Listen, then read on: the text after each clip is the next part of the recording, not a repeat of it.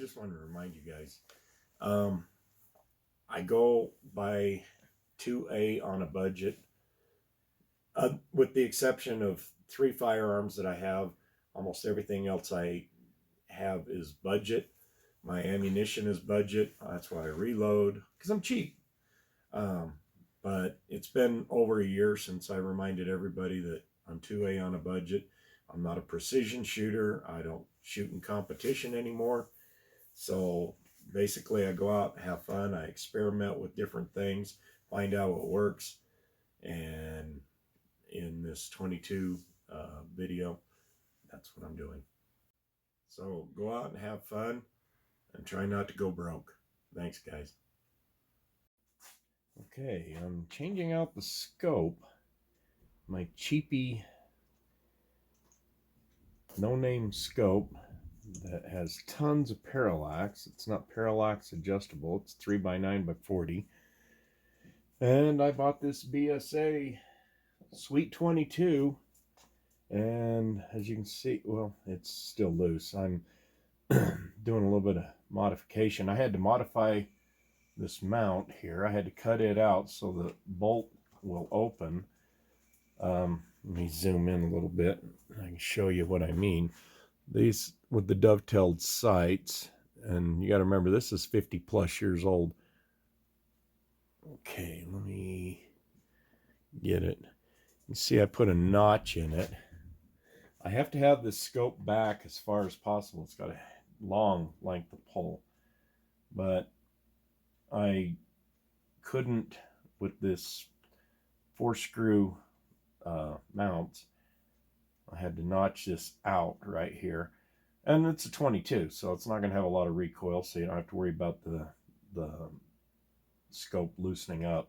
But I had to notch that so the bolt would come up and go down, and I couldn't have it interfering with the ejection port here either. So what I'm trying to do is get this back as far as possible and still stay within the dovetails. There's not very much dovetail area right here. And I will look and make sure my eye relief, this has got a pretty long eye relief. It's about 4 inches. So I don't have to get right up on it to see even at 9 power. And with the parallax adjustment, that's going to make it a lot easier to see my target at different yardages. And since this is Sweet 22, it also comes with some other turrets. These are for 40 grain. These are for 38, I believe. And these are 36 on here now. So changing bullet types, you change out your turret, and then your adjustment will coincide with the weight of your bullets. It's a good idea. I've got a Sweet 17 on my 17 HMR, and I'll tell you what, this thing shoots lights out. And for 70 bucks, I just couldn't see going wrong. Now, Mr. Revolver Guy, he likes to put these $500, $600, $700 scopes on his $1,000 22s. I got this when I was 8 years old, so it's well over 50 years old. It still shoots lights out. It looks like hell. It's got dings and scratches and everything else, but with this really long barrel, in fact, one of these days I'm going to measure this. Give me a minute. I think it's like a 24-inch barrel on a 22. I mean, it's ludicrous, but it's what it is, and it's a Mossberg. I think it's a model 56C. I'll look here in a second. Let's see. Yeah, I can't even see it right now, the light. But I'm going to put the scope on here. I've got the rifle leveled. Let's see. No, it's a model 346 KC. See, and most people have never even heard of one of those. This is the only one I've ever seen of the type. But I Googled it, and yeah, it came up a couple places. I think they're worth maybe $100. So it's a cheap rifle, cheap scope. And when I get ready to shoot it again, I'm going to put cheap ammo, bulk ammo in there. Let's see what it does with that. I shot some 40-year-old ammo before, and okay, my AC just kicked on. shot some 40-year-old ammo before, and I got less than 0.6. I think I recorded 0.62, but after I got home and looked at it, it was a 0.58 inch group. And, you know, a 40-year-old ammo with a $25 rifle at the time when it was bought, and with the scope that had just unbelievable parallax, I felt pretty good with it. So anyway, this is what I'm doing right now. Okay, I have the rifle leveled, and look who's watching. Make sure that I do this right. There's our Uncle Jim. That was his Christmas card from last year. But I have the rifle leveled, I have the scope leveled, and now I can start tightening down the rings. I'll leave that level on there while I tighten down the rings, and I'll make sure that everything stays level. I'll be right back.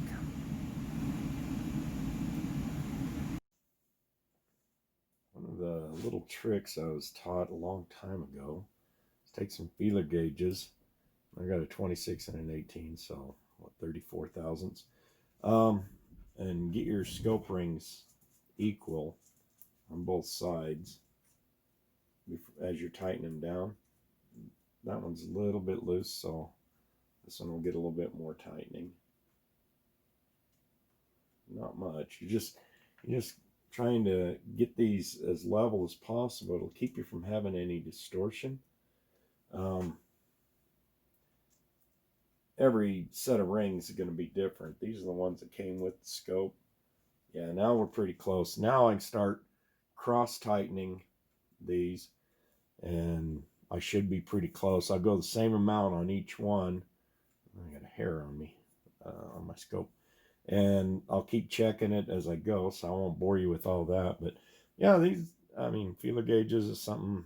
I don't know if you've ever done any kind of older type mechanic work. You probably have some laying around. If not, they're just a few dollars at the parts store. So I won't bore you with it, but I'm going to torque these down and get them torqued, get them tightened down, and I'll keep my gaps the same on all four corners of these. Yeah, and I'll be back. And of course, I'm checking my level, making sure that doesn't change any while I'm doing this. Okay, I've got these all torqued down. My gaps are all the same. That way I have no torque on my tube. And using a cross method, you want to torque this one, then that one, then this one, then that one on the front and the rear. And when you're tightening these down, you're only going to go maybe a quarter of a turn on each one of the screws until they get tight, and then you're going to want to torque them.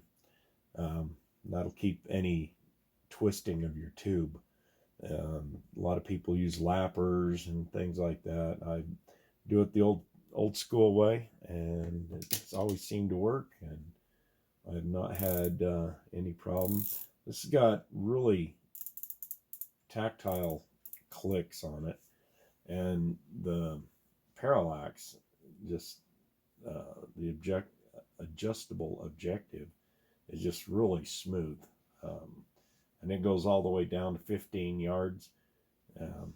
Actually, it goes down to 10. No, 7.5 yards. Okay, I'm sorry, I haven't played with this yet, but I'll keep it set at 50, and I'll go out and I'll get this thing sighted in.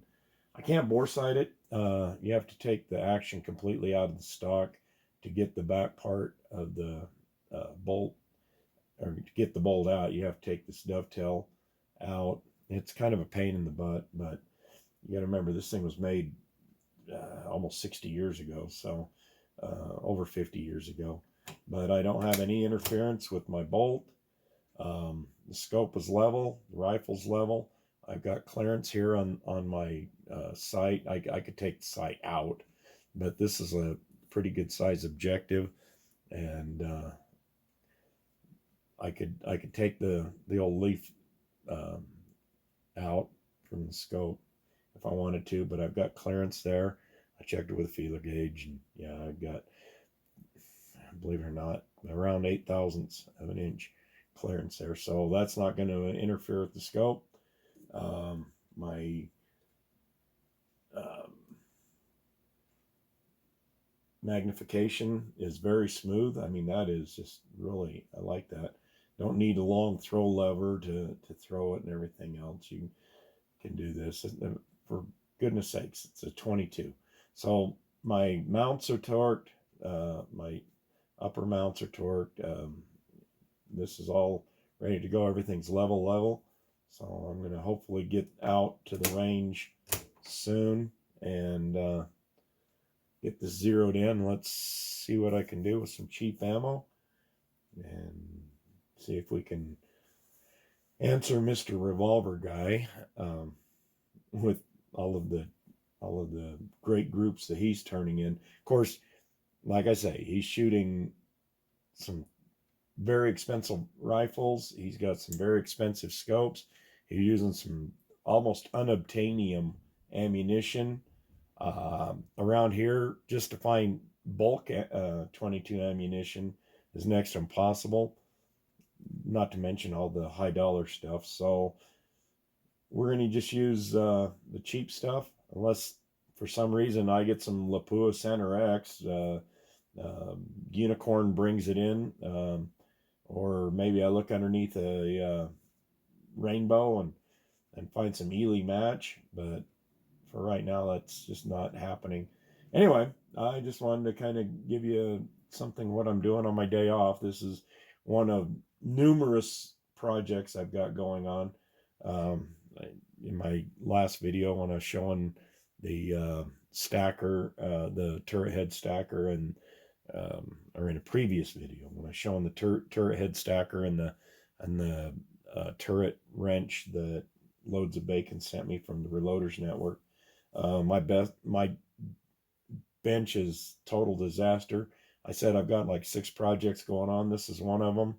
And now I can get this cleaned up a little bit more, and I can go put this rifle back in the safe and know that the next time I get ready to shoot it, all I've got to do is zero it, and then I can see what I can get for record. Thanks for watching, guys.